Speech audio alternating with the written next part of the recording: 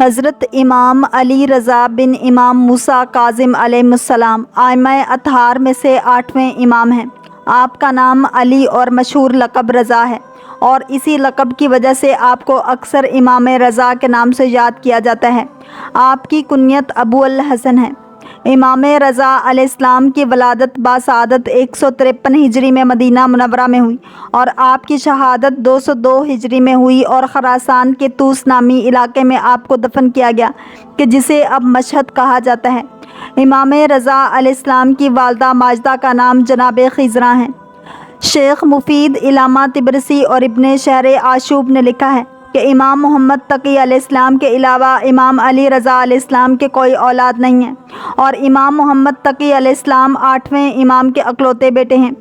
امام رضا علیہ السلام سے جس چیز کے بارے میں بھی سوال کیا جاتا وہ اس کا جواب دیتے، اور سوال پوچھنے والے کو اپنے علم سے فیض یاب کرتے، اور اپنے ہر جواب کو قرآن سے اخذ کرتے۔ آپ ہر 3 روز میں ایک مرتبہ قرآن کریم ختم کرتے۔ آپ فرمایا کرتے تھے کہ میں اس سے کم مدت میں بھی قرآن کریم ختم کر سکتا ہوں، لیکن میں جو آیت بھی پڑھتا ہوں اس میں اور اس کے شان نزول میں غور و فکر کرتا ہوں۔ امام رضا علیہ السلام کبھی کبھی کسی کی بات کو نہیں کاٹتے تھے، اور جو بھی ان سے بات کرتا تھا اس کی پوری بات کو سنتے تھے۔ جو شخص بھی امام رضا علیہ السلام سے کوئی حاجت طلب کرتا وہ اسے خالی ہاتھ واپس نہ لوٹاتے، اور اس کی حاجت پوری کرتے، اور عام طور پر بھی ضرورت مند افراد میں بہت زیادہ مال تقسیم کرتے، اور اکثر اپنی پہچان کو پوشیدہ رکھ کر عام لوگوں اور ضرورت مندوں کی مدد کرتے۔ مامون کو علماء کی گفتگو اور ان کے بحث مباحثے سننے کا بہت شوق تھا، لہٰذا مامون تمام مذاہب کے علماء، فقہا، متکلمین اور مناظرین کو امام رضا علیہ السلام کے پاس لے آتا، اور امام رضا علیہ السلام ان میں سے ہر ایک کے سوالوں کا جواب دیتے۔ ہر عالم امام رضا علیہ السلام کی بلند علمی مرتبہ کا اعتراف کرتا، اور خود کو امام کے سامنے انتہائی کم علم شمار کرتا۔ بہت سی کتابوں میں مذکور ہے کہ محمد بن عیسیٰ یقطینی نے امام رضا علیہ السلام سے پوچھے گئے 18,000 سوالات اور امام کی طرف سے دیے گئے ان کے جوابات کو لکھا تھا، لیکن زمانے کی ستم ظریفی کی وجہ سے یہ کتاب آنے والی نسلوں کے پاس پہنچنے سے پہلے ہی مفقود ہو گئی۔ بہت سی شیعہ کتابوں میں امام رضا علیہ السلام سے پوچھے گئے بعض سوالات اور ان کے جوابات مذکور ہیں۔ ایک دفعہ امام رضا علیہ السلام سے کسی نے کہا، اے رسول خدا صلی اللہ علیہ وآلہ وسلم کے بیٹے، لوگ کہتے ہیں کہ آپ کے جد امجد نے کہا ہے کہ اللہ تعالیٰ نے کہا ہے کہ حضرت آدم علیہ السلام کو ان کی شکل پہ خلق کیا، اس کے بارے میں آپ کی کیا رائے ہے؟ امام رضا علیہ السلام نے فرمایا، لوگوں نے حدیث کا پہلا حصہ حذف کر دیا ہے کہ جو اس کے آخری حصے کا معنی بیان کرتا ہے۔ پوری حدیث یوں ہے، ایک دفعہ رسول خدا صلی اللہ علیہ وآلہ وسلم 2 آدمیوں کے پاس سے گزرے کہ جو دونوں ایک دوسرے کو گالیاں دے رہے تھے۔ ان میں سے ایک نے دوسرے کو کہا، اللہ تمہارے چہرے اور تم جیسے چہرے کو کبھی کرے۔ یہ سن کر رسول خدا صلی اللہ علیہ وآلہ وسلم نے یہ گالی دینے والے سے فرمایا، ایسا نہ کہو، بے شک اللہ تعالیٰ نے حضرت آدم علیہ السلام کو اس کی شکل پہ خلق کیا، یعنی جس کو تم یہ گالی دے رہے ہو اس کی شکل پہ خلق کیا، لہٰذا اس طرح تمہارا اپنے مد مقابل کو یہ گالی دینا آدم علیہ السلام کو گالی دینا ہے۔ کسی نے امام رضا علیہ السلام سے پوچھا، اللہ کہاں تھا، کیسا تھا، اور کس شے پر اعتماد و سہارا کیے ہوئے تھا؟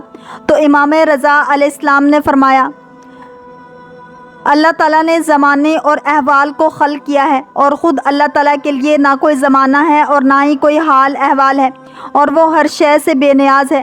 وہ اپنی ذات کے علاوہ کسی شے پر بھی تکیہ نہیں کرتا۔ جب اللہ کے ارادے کے معنی کے بارے میں امام رضا علیہ السلام سے پوچھا گیا تو امام رضا علیہ السلام نے فرمایا، اللہ کا فعل ہی اللہ کا ارادہ ہے، اور وہ اس طرح سے ہے کہ جب وہ کسی شے کو کہتا ہے ہو جا تو وہ ہو جاتی ہے، اور یہ کسی بھی لفظ کے بولنے، فکر کرنے، سوچ، کیفیت اور کمیت کے بغیر ہوتا ہے۔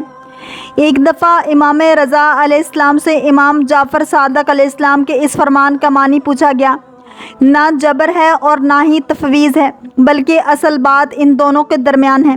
تو امام رضا علیہ السلام نے فرمایا، بعض لوگ گمان کرتے ہیں کہ ہمارے افعال کو اللہ ہم سے کراتا ہے اور انہی افعال پہ ہمیں عذاب بھی دے گا۔ ایسے کہنے والے جبر کے قائل ہیں۔ بعض لوگ گمان کرتے ہیں کہ اللہ تعالیٰ نے مخلوق اور رزق کے امور اپنی حجتوں یعنی ائمہ کے حوالے کر دی ہیں۔ ایسا کہنے والے تفویض کے قائل ہیں۔ جو جبر کا قائل ہے وہ کافر ہے اور جو تفویض کا قائل ہے وہ مشرک ہے۔ اصل بات ان دونوں کے درمیان ہے کہ معنی کا تعلق ہے تو وہ یہ ہے کہ جو کچھ اللہ نے انجام دینے کا حکم دیا ہے اس کو انجام دینے اور جس سے اللہ نے منع کیا ہے اسے ترک کرنے کا ہمارے پاس راستہ موجود ہے۔ یعنی اللہ تعالیٰ نے انسان کو برا کام کرنے اور اسے نہ کرنے کی صلاحیت دی ہے، اور اسی طرح اللہ تعالیٰ نے انسان کو نیکی کا کام کرنے اور اسے ترک کرنے کی بھی صلاحیت دی ہے۔ امام رضا علیہ السلام سے جب امامت کے بارے میں سوال کیا گیا تو امام رضا علیہ السلام نے فرمایا، اللہ تعالیٰ نے اس وقت تک اپنے نبی صلی اللہ علیہ وسلم کی روح کو قبض نہیں کیا جب تک ان کے لیے دین کو مکمل اور ہر شے کی تفصیل پر مشتمل قرآن کریم کو نازل نہیں کر دیا۔ ارشاد باری تعالیٰ ہے، ہم نے اس کتاب میں کسی شے کو ترک نہیں کیا۔ حجت الوداع کے موقع پر یہ آیت نازل کی، آج میں نے تمہارے لیے تمہارے دین کو مکمل کر دیا ہے اور اپنی نعمت کو تم پر اتمام کر دیا ہے اور تمہارے لیے اسلام کو دین کے طور پر پسند کیا ہے، کو ان لوگوں کے لیے پرچم ہدایت اور امام مقرر فرمایا ہے۔ امامت ہی دین کا اکمال اور اتمام نعمت ہے۔ بے شک اللہ نے حضرت علی علیہ السلام، جو شخص یہ گمان کرتا ہے کہ نبی کریم صلی اللہ علیہ وسلم نے امام کے بیان کے ذریعے دین کو مکمل نہیں کیا، وہ اللہ کی کتاب کو رد کرتا ہے، اور جو اللہ کی کتاب کو رد کرتا ہے وہ کافر ہے۔ اللہ کے علاوہ کوئی بھی امامت کی قدر و منزلت نہیں جانتا۔ امامت سب سے زیادہ جلیل القدر، سب سے زیادہ عظیم الشان اور سب سے زیادہ بلند مقام و مرتبہ کے مالک ہے کہ لوگوں کی عقلیں اس تک نہیں پہنچ سکتی اور نہ ہی ان کی آراء امامت کو بیان کر سکتی ہے۔ امامت اللہ اور رسول صلی اللہ علیہ وسلم کی خلافت، دین کی سربراہی اور مسلمانوں کا نظام ہے۔ امام اللہ کی حلال کردہ اشیاء کو حلال اور حرام کردہ اشیاء کو حرام قرار دیتا ہے، حدود و قوانین کو قائم کرتا ہے اور دین کی حفاظت کرتا ہے۔ امام زمین پر اللہ کا امین، بندوں پر اللہ کی حجت اور ملکوں میں اللہ کا خلیفہ ہوتا ہے۔ امام گناہوں سے پاک اور عیبوں سے خالی ہوتا ہے۔ سارے مخلوق میں سے کوئی بھی اس منزل کو نہیں پہنچ سکتا اور نہ ہی کوئی عالم اس کے برابر ہو سکتا ہے، اس کا بدیل اور ہم مثل موجود نہیں ہے۔ اب لوگوں کے لیے اس جیسے کا اختیار و انتخاب کہاں ممکن ہے؟ مامون الرشید نے امام علیہ السلام کو صرف اس غرض سے ولی عہد بنایا تھا کہ امام علیہ السلام کے ذریعے علویوں کی مخالفت پر قابو پائے گا اور امام علیہ السلام اس کے سیاسی امور میں مدد کریں گے۔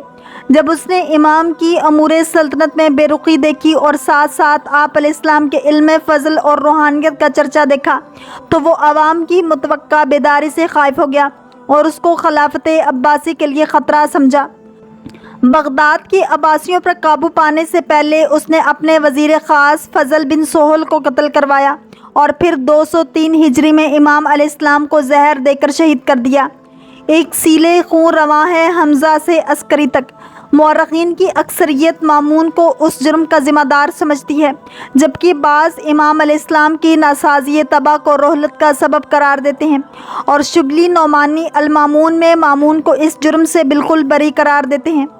امام علیہ السلام کے روز شہادت میں 18 صفر، آخر ماہ صفر اور رمضان المبارک کے آخری ہفتہ کے تواریخ قابل ذکر ہیں۔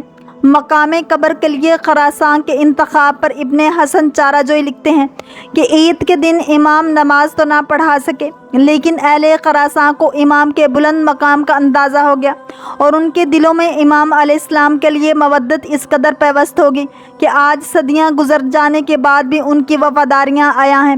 شاید ان کا یہی طرز عمل تھا کہ امام علیہ السلام نے اس سرزمین کو اپنا دائمی مسکن بنا لیا۔ اللہ کریم ہم سب کو دین اسلام کی پیروی کرنے والا اور عشق مصطفیٰ صلی اللہ علیہ وسلم نصیب فرمائے۔